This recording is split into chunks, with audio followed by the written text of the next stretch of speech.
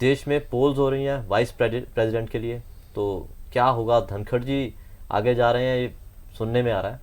ये तो ऑलमोस्ट तय है जी। राइट। देखो इलेक्टोरल वोटें कितनी है ये कैलकुलेटेड है, ये पब्लिक पोल तो है नहीं, जो दूसरी जनरल असेंबली की पोल्स तो है नहीं, कौन किसको वोट डालेगा।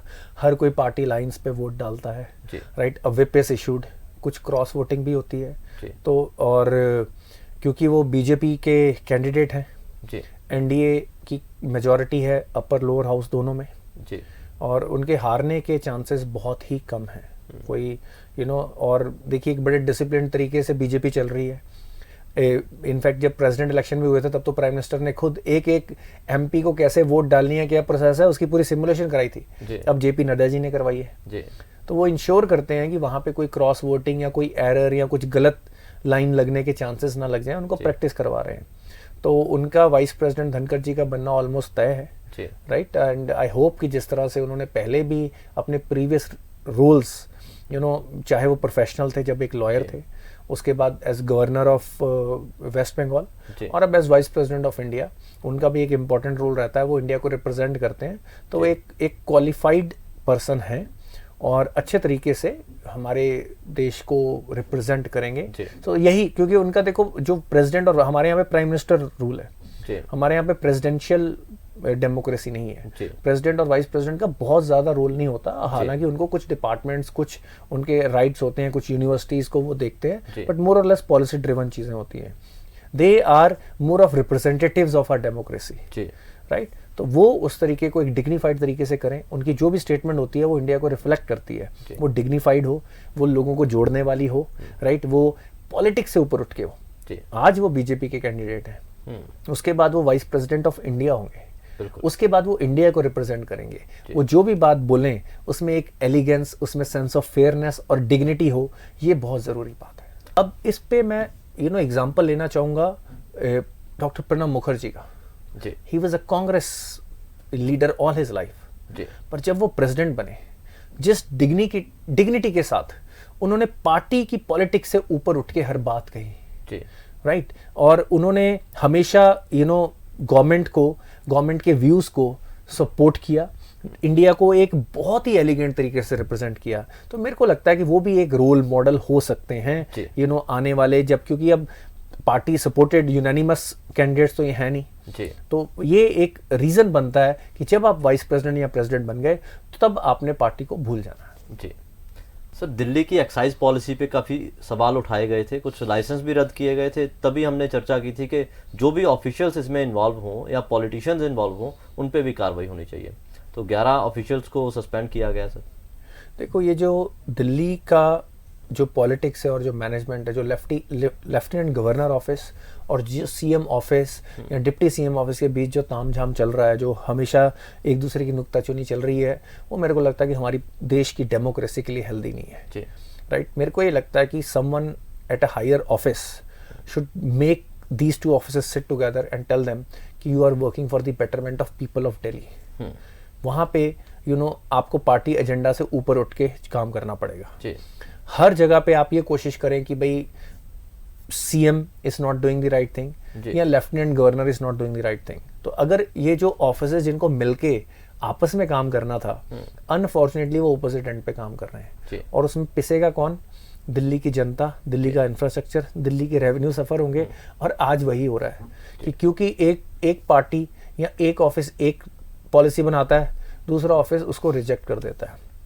इससे जो प्रोग्रेस या जो रेवेन्यू जनरेट किया जा सकता है उस पर इम्पैक्ट आ रहा है। सही गलत कौन है हम नहीं जानते राइट। उतनी हमारे पास एक्सपर्टाइज नहीं है, डेप्थ नहीं है, पर मेरे को ये लगता है कि इस टाइम पे they should come together, everyone should be more mature and bigger, and they should ensure कि अगर देखो रेवेन्यू जनरेट नहीं होगा तो प्रोग्रेस कैसे होगी, इंफ्रास्ट्रक्चर कैसे डेवलप होगा, मोहल्ला क्लिनिक कैसे चलेंगे, जो भी इनिशिएटिव शुरू किए गए हैं वो कैसे चलेंगे राइट। तो ये सारी चीज़ें अब सोचने का टाइम है। जो भी करप्ट ऑफिशियल्स हैं जिन्होंने इसके अंदर अगर कोई गड़बड़ हुई है उनको पकड़े जाना चाहिए। और वी शुड इंश्योर कि देखो ईज ऑफ डूइंग बिजनेस भी एक चीज़ है। अगर लोगों की पॉलिटिक्स और ब्यूरोक्रेसी, जो भी लोग उस फील्ड में इन्वेस्ट करना चाहते होंगे, उन्होंने अपने दिमाग में अपने आप दिल्ली के सिनेरियो को समझ के डिस्काउंटिंग शुरू कर दी होगी। आज ये बात हफ्ते 10 दिन में सेटल भी हो जाए, पुरानी पॉलिसी पे भी चली जाए, जो रेवेन्यू बनना था वो नहीं बनना है। जी हमारे देश का, दिल्ली का तो नुकसान हो चुका है जी वो बोलेंगे कल को कोई कुछ बोल देगा, कुछ बोल देगा, इतना ही पैसा लगाते हैं, करें कि ना करें। अगर कोई जेन्युइन बिजनेसमैन नहीं आएगा तो एंटी सोशल एलिमेंट्स आएंगे, वो अनऑफिशियली लिकर, इलीगली लिकर बनेगी, राइट, बिना लाइसेंस के बेची जाएगी, बूट लैगिंग होगी, दूसरी स्टेट से लेकर आएगी, तो फिर एंड में यही होगा। तो लॉस किसका है? लॉस सिर्फ और सिर्फ आम जनता का है। सर, नेशनल कैपिटल है दिल्ली, और नेशनल कैपिटल में सरकार और एलजी, ये इनका हमेशा से एक आंकड़ा रहा है कि काफ़ी भेदभाव रहे हैं, उनके साथ मतभेद रहे हैं। तो वो मतभेद कहीं ना कहीं लोगों को नुकसान पहुंचा रहे हैं लगातार, और देश की इमेज पे भी सवाल उठ रहे हैं। यही एग्जैक्टली मैंने सारी बात बोली है कि ये पिछले कुछ टाइम से ये जो 36 का आंकड़ा जो इनका चल रहा है, मैं वही कह रहा हूँ कि अब एक senior government officials, ultimately people should start, हम बड़ी जल्दी क्वेश्चन उठा देते हैं जी, उसने धर्म के बारे में ये बोल दिया, वो कर दिया। आज मेरे को लगता है कि सिविक बॉडी को ये बोलना चाहिए कि किसी एक पार्टी का साथ नहीं, या तो बंदा बोलता है ये सही है या सही है, नहीं, ये गलत हो रहा है, ये क्वेश्चन उठना चाहिए कि हमने कैसे लोग लेके आ रहे हैं, कैसे लोग ऑफिस में बैठे हैं कि जो जनता का नुकसान कर रहे हैं क्योंकि उनके पॉलिटिकल व्यूज या आइडियोलॉजी सेम नहीं है जी। कैसे लोग हम लेके आ रहे हैं। तो मेरे को लगता है अब इस चीज पे डिस्कशन होनी चाहिए। सर, एक अदाकार हैं भारत के, आमिर खान, काफ़ी मशहूर हैं, पूरी दुनिया में मशहूर हैं। उनकी एक फिल्म आ रही है और उस फिल्म का विरोध हो रहा है। कुछ लोग उसको सांप्रदायिक रंग दे रहे हैं, कुछ लोग अपने तरीके से उसका विरोध कर रहे हैं और ट्विटर पे ट्रेंड कर रहा है। देखिए, सांप्रदायिक तरीके से आप उसको कैसे मानते हैं? सांप्रदायिक सर, क्या लोग ये बोल रहे हैं कि वो क्योंकि वो मुस्लिम एक्टर है इसलिए नहीं देखनी है जी। या लोग ये बोल रहे हैं कि उन्होंने कुछ एंटी नेशनल स्टेटमेंट्स दी थी उसके कारण बोल रहे हैं जी। किस कारण से आप इसको सांप्रदायिक बोल रहे हैं? सांप्रदायिक सर, दो चीज़ें हैं, दो चीज़ों को लेकर मेनली इसका विरोध किया जा रहा है। एक तो ये कि उन्होंने कुछ साल पहले एक बयान दिया था कि भारत सेफ नहीं लग रहा, ये मेरी पत्नी का कहना है। अच्छा। और जिस पत्नी से वो अलग हो चुके हैं। और उसके बाद दूसरा विरोध है जो रिलीजियस माना जा रहा है, जो बहुत कम लोग कर रहे हैं। वो कह रहे हैं कि एक मुसलमान ने सिख का रोल किया है जो उनको एक्सेप्टेबल नहीं है। हालांकि जो सिख कम्युनिटी की सबसे बड़ी संस्था है SGPC, उसने फिल्म को अप्रूवल दे दिया, उन्होंने इस पर कोई आपत्ति नहीं जताई। ये बहुत अच्छा है कि बेसिकली देखिए, जब एक एक्टर कर रहा है, कोई भी एक्टर किसी भी रिलीजन का, कल को वो पंडित का रोल भी कर सकते हैं, कल को वो किसी मौलवी का रोल भी कर सकते हैं, ज्यू का रोल भी कर सकते हैं, क्रिश्चियन का रोल भी कर सकते हैं। तो ये इस तरह की जो ऑपोजिशन है वो हमारी छोटी होती हुई मानसिकता को दर्शाती है कि भाई हमारा रोल भी हमारे धर्म से कोई करेगा। मेरे को ये लगता है कि इससे आप अपने धर्म का खुद ही निरादर कर रहे हैं। दूसरी बात ये है, पर लेट्स से किसी को ये बहुत स्ट्रांगली लगता है, कोई ये ओपिनियन रखता है, हम उससे डिसएग्री कर सकते हैं। तो क्या वो अगर उसको फिर भी विरोध करना है तो उसे कैसे करना चाहिए? क्या उसको दंगे करने चाहिए? क्या तोड़फोड़ करनी चाहिए? वो क्या करेगा? डेमोक्रेटिक तरीका तो ये बोलेगा जी मैं ये फिल्म नहीं देखूंगा, और औरों को भी यही बोलेगा कि ये नहीं देखनी चाहिए। अगर एक बंदा जो एक बहुत ही वेल रिस्पेक्टेड एक्टर है, बहुत ही फेमस एक्टर है, जिसका नाम पूरी दुनिया में जाना जाता है और जिसको इंडिया से रिलेट किया जाता है, अगर वो एक्टर बोलता है विदाउट डूइंग एनी रिसर्च या कुछ खबरें या जो भी एक मीडिया इन्वायरमेंट क्रिएट किया जा रहा था या होगा, राइट, उसके बेसिस पे अगर वो बोलते हैं कि भाई हमारे घर में हम ये डिस्कशन करते हैं कि भाई अब तो हमें इंडिया सेफ नहीं लगता है, और जो लोग अपने देश को प्यार करते हैं, जिनको लगता है कि ये सच नहीं है, राइट, और ये देश को बदनाम करेगी ये बात, वो ये शायद ना, ये भी चाहे ये भी ना कह रहे हो कि कोई षड्यंत्र है, पर वो ये कहे कि ये वाली बात बोल के आप देश को एक कदम पीछे लेके जाते हो। और अगर उन्होंने भी आमिर खान जी का विरोध करना है तो वो किस बेसिस पे करें? एक एक्टर का विरोध, उसका काम को आप बॉयकॉट करके ही कर सकते हैं। उसके अलावा तो बाकी सारे तरीके नॉन डेमोक्रेटिक है, राइट। आप ना तो आपको देखो किसी के वहां पे जाके पत्थरबाजी करनी चाहिए, ना गालियां निकालनी चाहिए, ना ही उसको धमकियां, जान से मारने की धमकियां देनी चाहिए।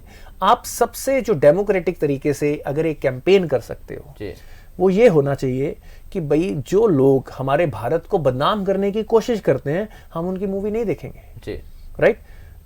मैं हालांकि बॉयकॉट वाला कल्चर वैसे ही गलत कल्चर है, ये कोई पॉजिटिव कल्चर नहीं है, पर अगर किसी को लगता है कि ये चीज नहीं करनी है, राइट, या अगर हमें कोई पर्सन जो बड़ा ऑब्वियसली कुछ गलत बोलता है, वो देश के का अनादर करता है, राइट, कोई भी, तो हम उसका बॉयकॉट ही करना चाहिए ना। या और अगर वो लीगल चीजों से हटके कुछ ऐसी चीज कर रहा है तो उस पे लॉ उस पे एक्शन लेगा।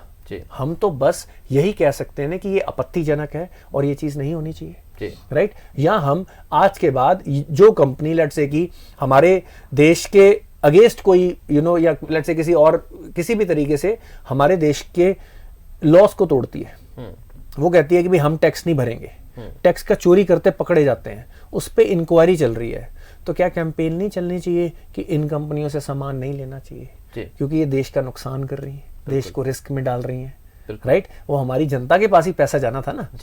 तो बॉयकॉट करना मतलब किसी का विरोध करना ये गलत नहीं है, राइट, पर बॉयकॉट का कल्चर नहीं बन जाना चाहिए। कहीं ना कहीं पे तो आपको विरोध करना है और डेमोक्रेटिक तरीके से करना है।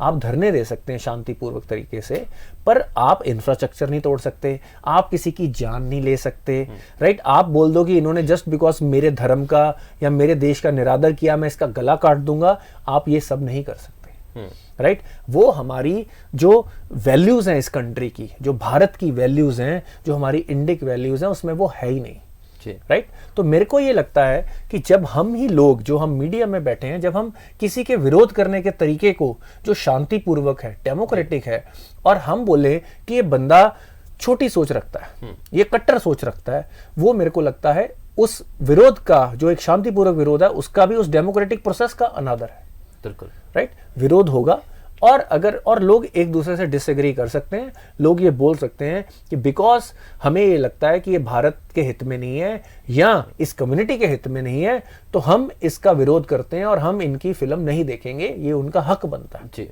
पर ये कल्चर बन जाना कि आप बायकॉट करते रहो, वो भी गलत है। इस तरह के अदाकारों को भी, सेलिब्रिटीज को भी, जो बहुत लोग जिनको फॉलो करते हैं, जिनको करोड़ों लोग जानते हैं और उनको फॉलो करते हैं, उनको भी जिम्मेदारी के साथ थोड़ा अपने बयान देने चाहिए, सोच समझकर।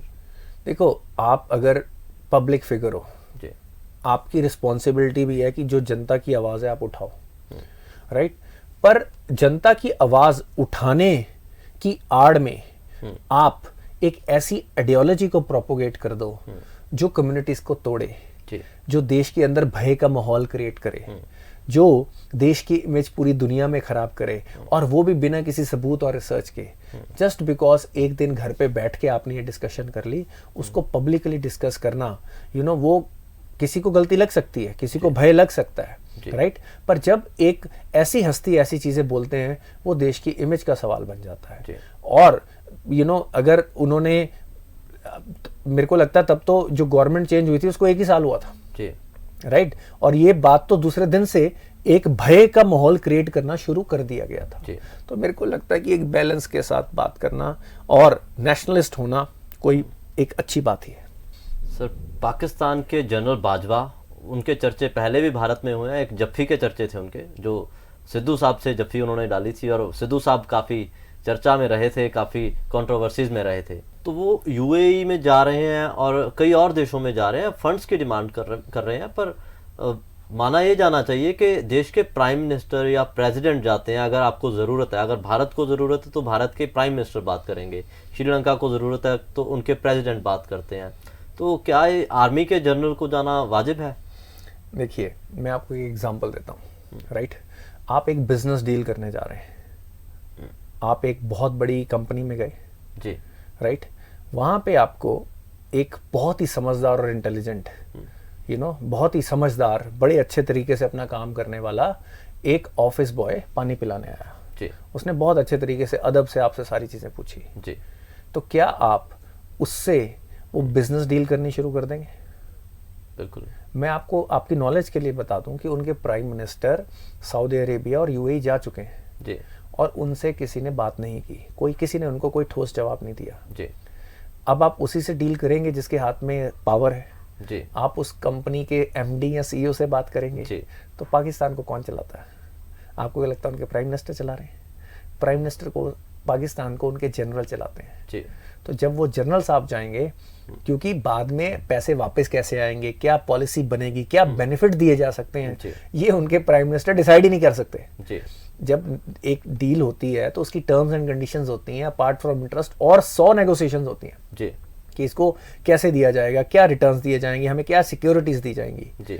जब प्राइम मिनिस्टर के हाथ में कुछ नहीं है, उनको प्राइम मिनिस्टर ही बाजवा साहब ने लगाया है, तो आपको क्या लगता है दूसरे जो सीनियर लेवल के जो जो यूएई के प्रेसिडेंट या प्राइम मिनिस्टर हैं या जो शेख हैं उनके, या सऊदी अरेबिया की जो रॉयल फैमिली है, उनको क्या पता नहीं है कि वहां पे पावर किसके हाथ में है? जी। तो वो बिल्कुल सही बंदे से ही बात कर रहे हैं, क्योंकि एंड में अगर उन्होंने बिलियंस ऑफ डॉलर्स देने हैं तो उसकी रिकवरी तो होगी ना। जी। अब शहबाज शरीफ जी से वो क्या मांगेंगे? जी। वो बोलेंगे जी मैं तो खुद अपने बिल्स के अप्रूवल के लिए बाजवा साहब के ऑफिस के चक्कर लगा रहा हूँ। जी। तो ये फैक्ट ऑफ द मैटर है। तो बाजवा साहब की जादू की झप्पी काम आ सकती है वहां पे भी। देखो, अगर एक्चुअली पाकिस्तान को फंड देना पूरी दुनिया की मजबूरी है, जी। क्योंकि उन्होंने पाकिस्तान को एज अ वो क्या बोलते हैं ना, बनाना रिपब्लिक बना दिया है। जी। उसकी जो पब्लिक ऑफिसेस तो उसको पर्सनल यूज या ब्लैक ऑपरेशंस के लिए यूज किया गया। उस धरती को दूसरे देशों में टेररिज्म एक्सपोर्ट करने के लिए या दूसरे देशों में अटैक करने के लिए या ऐसे जितने भी नेगेटिव चीजों के लिए पाकिस्तान ने अपनी जमीन मुहैया कराई है, अपने आर्मी मैन मुहैया कराए हैं, अपने रिसोर्सेज मुहैया कराए हैं। तो पाकिस्तान को मैनेज, और ऊपर से पाकिस्तान एक न्यूक्लियर स्टेट है, जी। तो पाकिस्तान का फाइनेंशियली लिक्विडिटी या वायबिलिटी मेंटेन करना इस वक्त इस दुनिया की मजबूरी है, वरना कोई पाकिस्तान को आज डंडे से भी छूना नहीं चाहता। जी। पाकिस्तान इकोनॉमिकली इतना वीक हो चुका जी। है, पाकिस्तान के अंदर इतनी रिलीजियस बिगोटरी हो गई है, माइनॉरिटीज की लाइफ बिल्कुल सेफ नहीं है, वो जल्दी ही कुछ टुकड़ों में बंटने वाला है।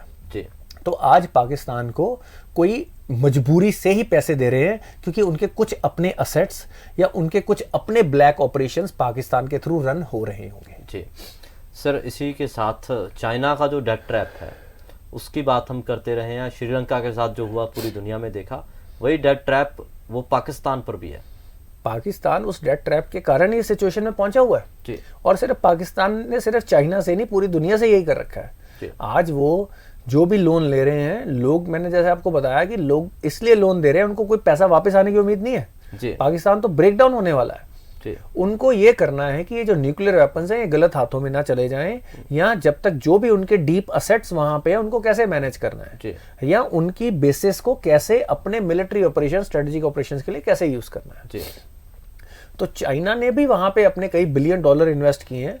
कुछ और रिजल्ट सोचे थे, हालांकि वो रिजल्ट नहीं आए, क्योंकि पाकिस्तान में करप्शन कोर में बसी हुई है। जी। तो उसके कारण उनके सारे प्लान्स फेल हो गए हैं, और इसका चाइना पे भी अब असर हो रहा है। जी। क्योंकि जो उनकी वो जो पूरा जो हाईवे उन्होंने कनेक्ट करने के लिए बनाया था, चाइना में हिम्मत नहीं है कि पाकिस्तान ऑक्युपाइड कश्मीर से अपना ऑयल या अपने चीजें लेके जा पाए। जी। क्योंकि इंडिया का क्लेम है पाकिस्तान ऑक्युपाइड कश्मीर पे। जी। और सूनर और लेटर अगर वो इंटीग्रेशन होती है तो वो पूरा का पूरा जो हाईवे है वो गैप आ जाएगा, चाइना डायरेक्टली उसको एक्सेस ही नहीं कर पाएगा। जी, शुक्रिया सर। इस तरह के इनसाइट्स और करंट अफेयर्स के लिए देखते रहिए इनसाइट्स विद विशाल सूद।